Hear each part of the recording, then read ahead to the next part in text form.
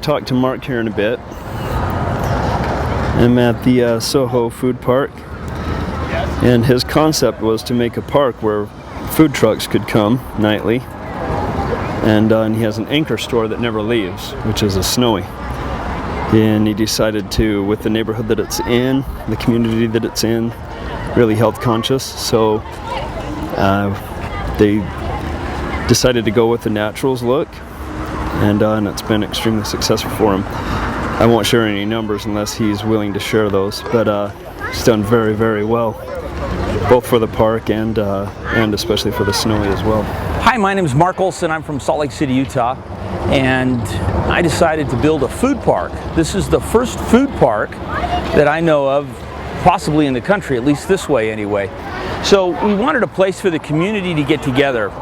We have a lot of old buildings, a lot of old businesses in this area, and we felt like, what can we do to revitalize the city? So I came up with this idea of, instead of adding just one restaurant, my background is architecture and general contracting as a real estate developer, but instead of just building one restaurant, we came up with this idea, why don't we build a food truck park where multiple trucks can come every night and people can still have a place to sit, they have a drinking fountain, they can relax. Over 50% of our people, if you can look around and see to your right, everybody comes on foot.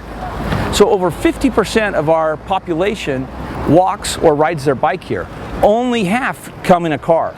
So we came up with the food truck park, and I felt like I needed an anchor. I needed a home base for the food truck park, because I don't operate any food truck parks. Like I said, my background's architecture and real estate. I've never ran a business, never owned a snow cone shop, never owned a restaurant, never even sold hot dogs on the stand on the corner.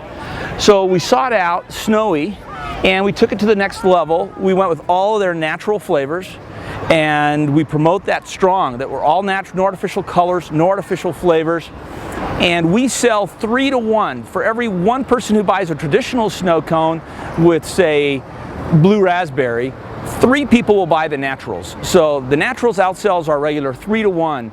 And we joke, the only people who really buy the traditional flavors are children, because they identify flavor with color.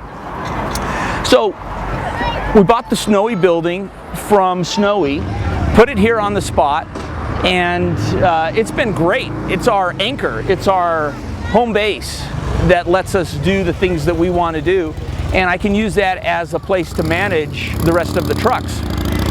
The great thing is, every single person who comes here and buys a sandwich or a pizza or something, they all buy a snow cone for dessert. So it's a great way to promote my own business without really doing any advertising.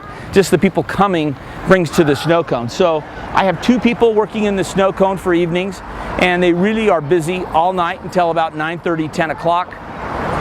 And we love it. We couldn't be happier. Everything in the building works great. It's a piece of cake to manage. It's got to be the most simple business plan in the whole world. And we sell a snow cone for $5, and it literally takes 20 minutes of training to teach somebody how to run the entire operation. Any questions? Yeah, so what shaver did you decide to go with? Do you do cube or do you do block? So we wanted to do a block shaver. So we wanted the best, the nicest, the greatest block shaver we could find anywhere. So we bought Snowie's state-of-the-art block shaver. It's worked terrifically. And the fact that the ice is encased in all the plexiglass, it doesn't melt. So even if we have a period of time in between, one shaved ice to the next, say 20, 30 minutes, very little of the ice melts. And it works great to keep it going. But the ice is always fresh, fluffy. I tease people all the time that our shaved ice tastes like custard. It's so smooth and it's so sweet with the natural flavors. People think that it has dairy in it. They don't realize it's just shaved ice with natural flavors.